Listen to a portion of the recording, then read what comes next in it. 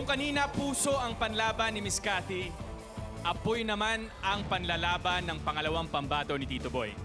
Ito na siya, The Kiddo on Fire.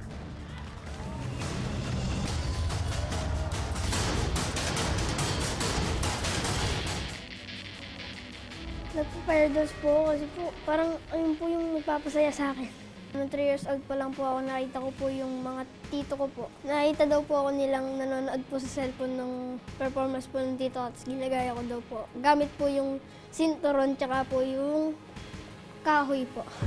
Delikado, pero yung bata ay he is at his safest and he is at his happiest pag nagfa-fire dance.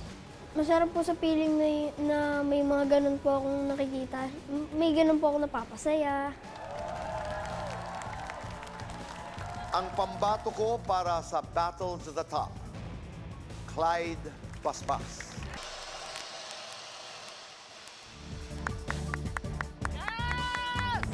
Yan, The Kiddo on Fire, Clyde Basbas. Let's go! Grabe ka naman. Yan, so Clyde, obvious naman sa pagpapaapoy mo pa lang na matapang ka. B? Clyde, congratulations. Ang galing-galing mo.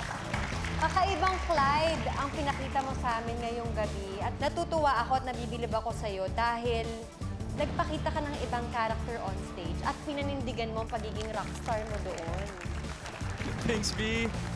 Miss Annette? Alam mo, ang cute-cute mo talaga. Alam mo, natakot ako may isang part doon na talagang akala ko masusunog yung buhok mo kasi masyado kang death-defying.